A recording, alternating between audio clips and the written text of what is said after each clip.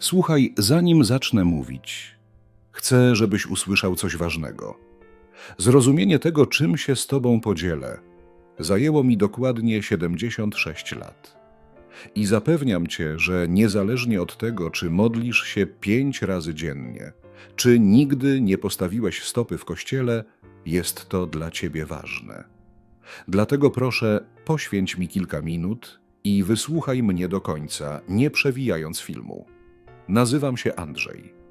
Mam 76 lat i całe życie zmagałem się z jednym pytaniem, które moim zdaniem każdy człowiek zadaje sobie w pewnym momencie. W co tak naprawdę wierzę? Wiecie, dorastałem w domu, w którym niedziele nie podlegały dyskusji. Co tydzień chodziliśmy do kościoła. Mój ojciec był diakonem. Moja mama uczyła w szkółce niedzielnej. Zanim nauczyłem się wiązać buty, znałem na pamięć wersety z Biblii. W tamtych czasach wszystko było bardzo jasne, bardzo pewne. Odpowiedzi były czarno-białe. A jeśli miałeś wątpliwości, nie wypowiadałeś ich głośno. Ale szczerze mówiąc, kiedy jesteś młody, nikt ci tego nie mówi. Życie nie dba o twoją pewność siebie, ani o styl życia, o jakim marzysz. Sprawdza cię doświadczeniami, które nie do końca pasują do tego, czego cię nauczono. W wieku 22 lat widziałem, jak mój najlepszy przyjaciel zginął w wypadku samochodowym. Był dobrym człowiekiem. Pod wieloma względami lepszym ode mnie. Pomagał ludziom. Był miły i hojny. I nagle zniknął. Pamiętam, jak stałem na jego pogrzebie i słuchałem typowych słów o planie Boga i lepszym miejscu. I po raz pierwszy w życiu nie czułem smutku, tylko złość, ponieważ miałem zupełnie inne doświadczenia, które nie pasowały do tego, co mi mówiono, i żadne z nich nie wydawało mi się już sensowne. Ta złość wywołała we mnie coś, czego nie mogłem powstrzymać.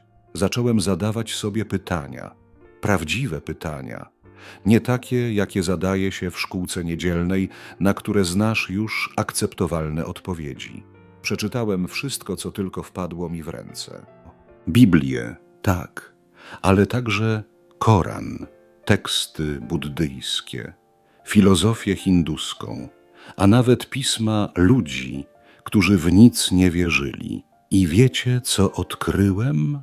W każdym z nich było coś prawdziwego, ale moje pytania nie ustawały. Około 30 lat temu poznałem mężczyznę, który był pobożnym muzułmaninem. Pracowaliśmy razem. Szczerze mówiąc, na początku trzymałem się od niego z daleka. Miałem w głowie mnóstwo pomysłów na temat tego, co to oznacza, co on myśli o mnie, o mojej wierze. Ale pewnego dnia musieliśmy pracować nad projektem do późnych godzin nocnych i naprawdę zaczęliśmy rozmawiać.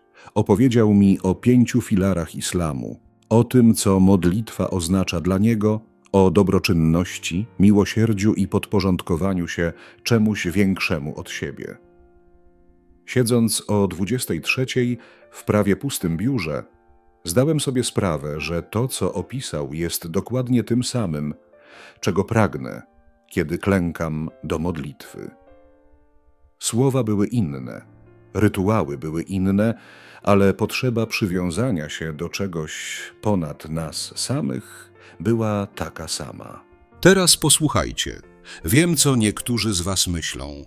Myślicie, że powiem, że wszystkie religie są takie same, że nie ma znaczenia, w co wierzycie, o ile jesteście dobrymi ludźmi. Nie, nie o to mi chodzi. Wcale nie. Ponieważ przez 76 lat nauczyłem się, że różnice są ważne. Są ważne, ponieważ reprezentują różne sposoby rozumienia sensu istnienia. Istnieją różne języki, aby opisać rzeczy, o których nie da się mówić. Ale co ważniejsze, każda tradycja religijna, z którą pracowałem, sprowadza się do tej samej podstawowej prawdy. Kochajcie ludzi. Pomagajcie ludziom. Nie bądźcie okrutni, bądźcie pokorni. Przyznajcie, że nie znacie wszystkich odpowiedzi. Odwiedziłem synagogi żydowskie, w których odczułem ciężar tysiącletniej tradycji i walki o przetrwanie. Medytowałem z buddystami i doświadczyłem spokoju, o którym nie wiedziałem, że jest możliwy. Modliłem się wraz z pentekostalistami, którzy wyrażali swoją radość w sposób bardzo niepokojący dla starego pastora prezbiteriańskiego. I za każdym razem znajdowałem coś prawdziwego, szczerego, wskazującego na prawdę. Ale szczerze mówiąc, widziałem też jego złe strony. Widziałem, jak ludzie używali religii jako broni. Widziałem rodziny rozpadające się z powodu małżeństw osób wyznających inne religie. Widziałem młodych ludzi wyrzucanych z domów za zadawanie szczerych pytań.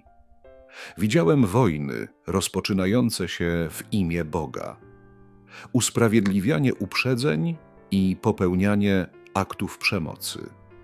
Za każdym razem łamie mi to serce, ponieważ nic z tego nie powinno mieć miejsca. Wiecie, w wieku 51 lat przeżyłem kryzys. Razem z żoną przeżywaliśmy trudne chwile. Mieliśmy problemy finansowe. Dużo piłem. Pewnej nocy, około 3:00 nad ranem, znalazłem się przed bramą garażową mojego domu i zrobiłem coś, czego nie robiłem od lat. Modliłem się, ale nie była to modlitwa, której nauczyłem się jako dziecko. Nie recytowałem wersetów, nie używałem wyszukanych słów. Mówiłem tylko to, co płynęło z mojego serca. Nie wiem, czy tam jesteś. Nie wiem, czy mnie słuchasz. Nie wiem już nawet, w co wierzę, ale jeśli istnieje coś prawdziwego, potrzebuję pomocy. Nie dam rady sam. Wiecie, co się stało? Nie wydarzyło się nic dramatycznego, nie usłyszałam głosu z nieba, nie pojawił się płonący krzew. Ale następnego ranka mój sąsiad, mężczyzna, którego nie znałam zbyt dobrze, zapukał do moich drzwi i zapytał, czy nie mam ochoty na kawę. W końcu rozmawialiśmy przez 2 godziny. Opowiedział mi o swojej walce z alkoholem, o tym, jak uzyskał pomoc, o zasobach społecznych, o których nie wiedziałem. Czy to był Bóg? Czy to był przypadek? Czy to była po prostu ludzkość? Naprawdę nie wiem. I zacząłem wierzyć w to, że być może nie o to chodzi. Z wiekiem coraz mniej jestem pewien szczegółów. Nie wiem, czy istnieje niebo lub piekło. Nie wiem, czy się reinkarnujemy, czy to już wszystko. Nie wiem, które modlitwy są właściwe, który dzień jest właściwym szabatem. I wiesz co? Nie mam już z tym problemu, ponieważ po 76 latach wiem jedno na pewno. Tajemnica jest większa od nas wszystkich.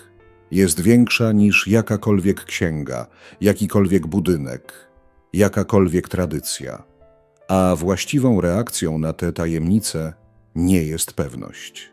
Jest nią podziw, pokora, zdumienie. Obserwuję dzisiaj młodych ludzi i widzę, jak masowo porzucają swoje religie i wierzenia i rozumiem dlaczego. Widzieli hipokryzję, widzieli osądzanie, zostali zranieni przez ludzi, którzy twierdzili, że przemawiają w imieniu Boga. Chcę im powiedzieć, że rozumiem, naprawdę rozumiem. Nie rezygnujcie z poszukiwania sensu tylko dlatego, że niektórzy ludzie zatruwali studnie. Nie rezygnujcie z wielkich pytań tylko dlatego, że ktoś udzielił wam błędnych odpowiedzi. Słuchaj, nie musisz akceptować wszystkiego, czego cię nauczono. Nie musisz pozostawać w tradycji, która ogranicza twoją duszę i zmusza cię do robienia czegoś, ale nie przestawaj zadawać pytań. Nie przestawaj szukać połączenia, celu, czegoś, co sprawia, że czujesz się częścią czegoś większego niż ty sam. Ponieważ tęsknota ta nie jest religijnym programowaniem. Jest ludzka i prawdziwa. Widzisz, nadal chodzę do kościoła w większość niedziel. Nie dlatego, że uważam się za lepszego od ludzi, którzy nie chodzą do kościoła. Nie dlatego też, że uważam, że muszę tam chodzić, aby się zbawić. Chodzę tam, ponieważ spotykanie się z innymi ludźmi, wspólne śpiewanie, wspólne siedzenie w ciszy, wspólne poszukiwanie sensu karmi coś we mnie. Ale mam też muzułmańskiego przyjaciela. W każdy czwartek spotykamy się na kawę. Przed snem czytam nauki buddyjskie. Od ateistów, którzy głębiej niż większość znanych mi osób religijnych zastanawiali się nad etyką i moralnością, nauczyłem się bardzo wiele. I oto co mnie to wszystko nauczyło. Nie chodzi o to, żeby znać właściwe odpowiedzi. Ważne jest, aby pozostać ciekawym, być pokornym, akceptować fakt, że każda osoba, którą spotykasz, ma swoją własną prawdę, nawet jeśli nie przypomina ona twojej, a zwłaszcza jeśli nie przypomina twojej. Moja żona zmarła 5 lat temu. Byliśmy małżeństwem przez 50 lat. W ostatnich tygodniach swojego życia, przebywając w domu opieki, zapytała mnie: Andrzej, czy myślisz, że jeszcze cię zobaczę? Kiedy zapytałem ją o to, zobaczyłem łzy w jej oczach i sam się rozpłakałem. Powiedziałem tej kobiecie, której poświęciłem ponad połowę swojego życia i którą kocham. Nie wiem, ale mam nadzieję, że tak jest. A jeśli we wszechświecie istnieje sprawiedliwość, jeśli w centrum istnienia jest miłość, to tak. Muszę w to wierzyć. Tak. Czy to była wiara? Nadzieja? Zaprzeczenie? Być może ta różnica nie jest tak ważna, jak nam się wydaje.